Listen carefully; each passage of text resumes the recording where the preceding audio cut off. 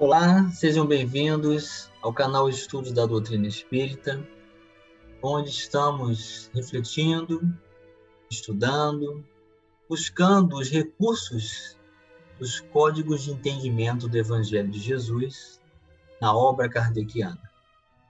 Começando pelo Livro dos Espíritos. Nós já estamos na terceira parte desse livro. Você que está nos acompanhando pode acessar a todos os vídeos anteriores ou um dos vídeos que tenham um assunto do seu interesse. E desde a introdução, nós estamos abordando essa obra que nos dá a origem da doutrina espírita. Então, o Espiritismo tem início com a publicação da primeira edição do Livro dos Espíritos, em 19 de abril de 1857. Os próprios habitantes do mundo espiritual vêm nos trazer as respostas que Allan Kardec fez usando o recurso pedagógico da mediunidade. Então, aqui no blog pessoal do Facebook ou no canal do YouTube, você pode se inscrever, participar, mandar sua mensagem, comungar conosco desse curso online gratuito para você. Nós já estamos no capítulo 6 da terceira parte do Livro dos Espíritos. É a lei da destruição. Hoje vamos estudar o tópico guerras. Acompanhe comigo. É a pergunta 742. Que é o que impele o homem à guerra? Allan Kardec foi bem direto nessa pergunta. E os espíritos respondem: predominância da natureza animal sobre a natureza espiritual e transbordamento das paixões. No estado de barbaria, os povos um só direito conhecem, o mais forte. Fisicamente, eles estão dizendo. Por isso é que para tais povos, o de guerra é um estado normal. À medida que o homem progride, menos frequente se torna a guerra, porque ele lhe evita as causas, fazendo-a com humanidade, quando a sente necessária. Então, nós temos tido muitos exemplos desses na Terra. Líderes de nações, líderes de Estado, dos países, potências de desenvolvimento econômico, potencial bélico, vêm entrando em acordo e renunciando às guerras, que já é um indício de progresso. Mas enquanto essa natureza espiritual for menor que a animal, e nós nos permitirmos ao transbordamento das paixões, nós ainda estaremos em guerra. Não só na guerra de poderio bélico, de exércitos, mas também na guerra dos pensamentos, das nossas emoções, das nossas adversidades, das intolerâncias que nós desenvolvemos e não encontramos a paz dessa forma. Então a questão também se refere a nós, não só às nações que transbordam essas paixões, culminando em extermínio, em destruição, em penúria, em consequências gravíssimas para a economia, para a sociedade. Então, oremos a Deus, fortaleçamos-nos no propósito do bem, para que nenhum indício desses recursos partam de nossas mentes nem corações. 743. Da face da terra, algum dia a guerra desaparecerá? Sim, quando os homens compreenderem a justiça e praticarem a lei de Deus. Nessa época, todos os povos serão irmãos. É por isso que a Terra tem esse projeto de progresso para atingir uma nova fase de evolução. É o plano de regeneração, onde esses recursos de justiça, de amor, de caridade, da prática da lei de Deus, vai acontecer dentro desses planos em que a Terra também vai ter o seu recurso de progresso. Então, os povos serão irmãos.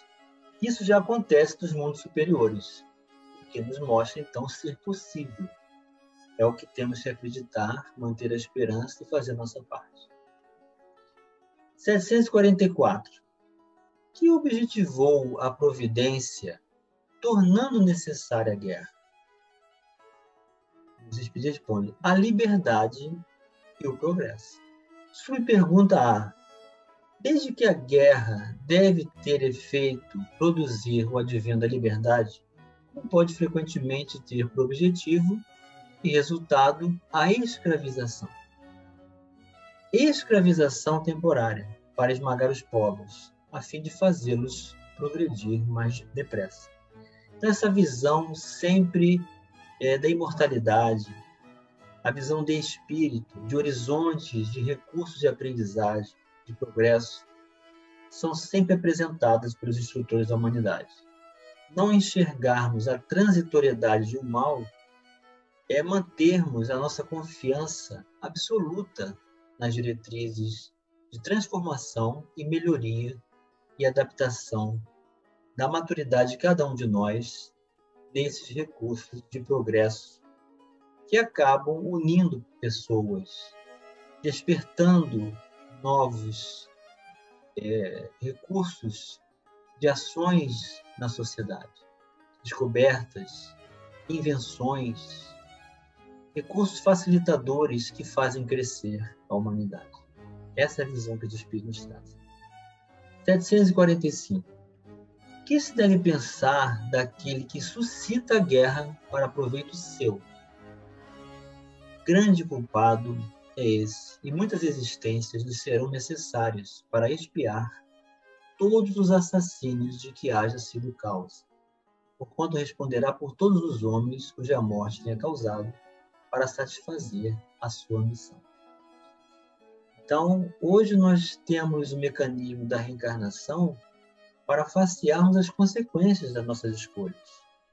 Então, muitos de nós perguntamos por que estarmos limitados, vinculados a certas condições de enfermidade ou limitações no pensamento, na inteligência, ou porque as adversidades são muito grandes, as coisas parecem mais difíceis.